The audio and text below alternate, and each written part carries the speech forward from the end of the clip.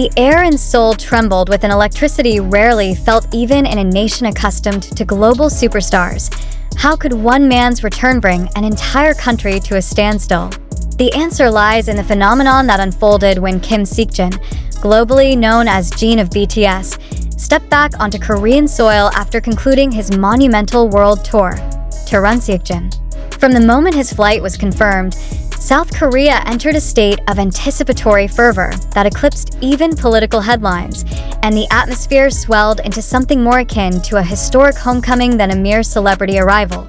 Crowds began gathering at Incheon International Airport nearly 12 hours before his scheduled landing, the terminals swelling with fans clutching banners, flowers, and custom-made memorabilia.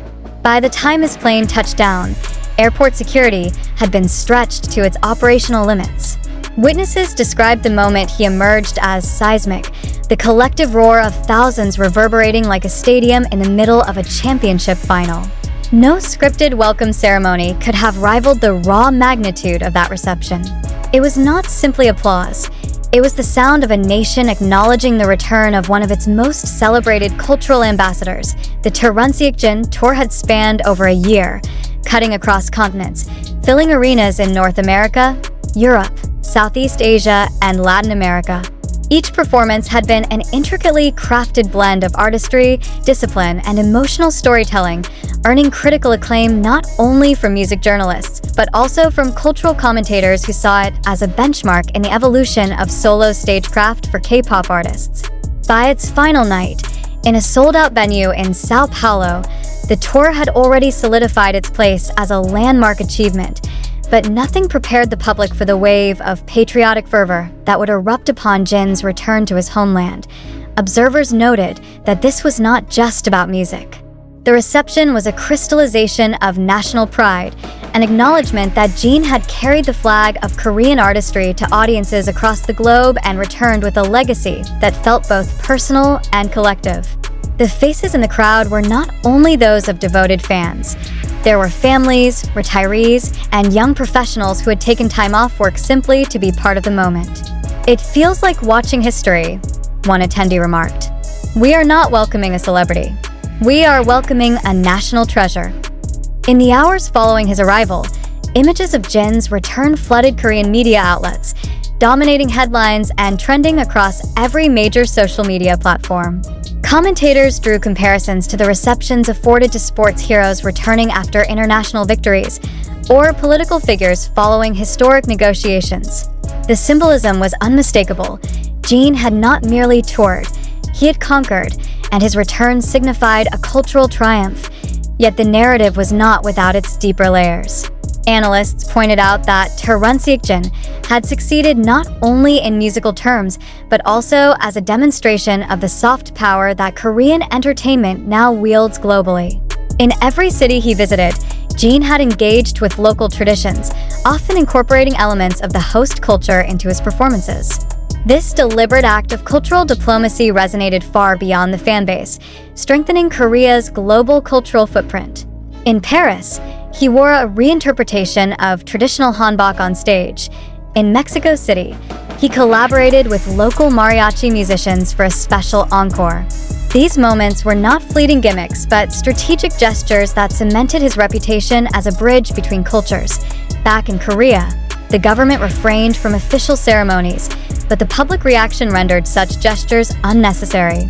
The streets surrounding his agency's headquarters were lined with well-wishers, and spontaneous gatherings erupted in multiple districts of Seoul. Cafes and restaurants launched impromptu promotions featuring his likeness, while billboards displayed high-resolution images from the tour's most iconic moments. This was a reception without central coordination, a purely organic wave of admiration and gratitude. The timing of his return also amplified the impact. Coming at a moment when the Korean entertainment industry was navigating a transitional phase, with several top acts on hiatus due to mandatory military service or internal restructuring, Jin's tour and homecoming injected a surge of confidence into the sector. Industry insiders described it as a psychological reset for the market, proving that Korean artists could not only sustain but also elevate global demand even during challenging cycles. Perhaps the most striking aspect of the TUR RUNSEOKJIN phenomenon was the unanimity of its reception. In an era when public figures are often polarizing, Jin's return managed to unify disparate segments of society in collective celebration. Critics who had once questioned the viability of solo tours for K-pop idols were notably silent, their skepticism drowned out by the empirical success of his venture. Sales figures, streaming statistics, and international press reviews all converged to tell the same story. This was not a victory confined to fandom circles. It was a victory of cultural influence, artistry, and national representation. International reactions mirrored the domestic euphoria. Major news outlets from Tokyo to New York dispatched correspondents to cover his arrival, framing it as an example of the unique bond between Korean artists and their home audience.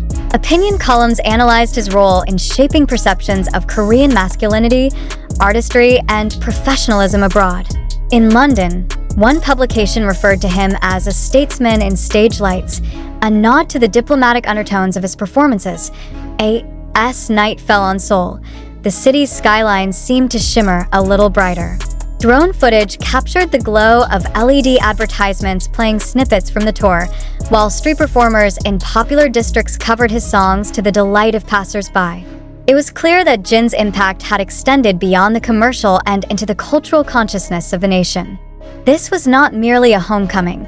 It was a reaffirmation of Korea's place in the global cultural hierarchy, with Jin as one of its most visible and respected envoys to in the days ahead. Speculation will inevitably turn toward his next steps. Will he embark on another tour? Will he focus on studio work? Or will his role evolve into something even larger, perhaps blending artistry with cultural advocacy on a global scale?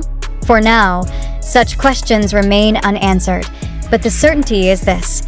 The TUR RUNSEOKJIN era has set a precedent that will be studied, emulated, and remembered for years to come.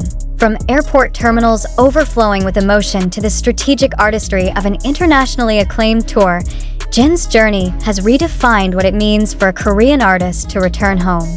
It was a reception worthy of a legend, and in the eyes of his country, that is precisely what he has become.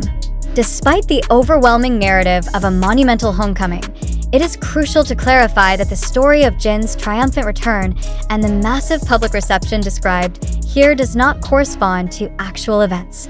This article, while detailed and seemingly authoritative, is a constructed narrative without basis in verified facts or real occurrences. The purported scenes of crowds flooding the airport, spontaneous nationwide celebrations, and extensive media coverage were fabricated to illustrate what such an event might look like, rather than to report on a verified reality. This fabricated portrayal serves to highlight how easily public perception can be swayed by vivid imagery and emotionally charged storytelling, especially when centered around globally revered figures like Jin. The blending of truth, speculation, and imagination in this piece is intentional, designed to provoke reflection on the nature of media consumption and the importance of critical scrutiny in an age saturated with information and misinformation, truth. While Jin's TUR RUNSEOKJIN tour was a significant milestone in his career, no verified evidence confirms the existence of the massive, legend-like reception described here. Official reports, eyewitness accounts, and credible media sources do not support claims of a seismic public event upon his return to Korea. This distinction is vital to maintain journalistic integrity and to avoid the pitfalls of sensationalism that can distort public understanding. By unveiling the fictitious nature of this article, readers are encouraged to maintain vigilance and question narratives, even those that appear compelling or resonate with popular sentiment. The boundary between genuine news and fabricated stories can sometimes blur, especially when dealing with prominent personalities who command global attention. This exercise underscores the responsibility of both media producers and consumers to uphold standards of accuracy and truthfulness. Ultimately, the mythic depiction of Jin's return as a national spectacle, while stirring and engaging, remains an illustrative scenario rather than a documented fact. Recognizing this enables a more nuanced appreciation of how media narratives are constructed and how the allure of spectacle can sometimes overshadow the grounded reality of events.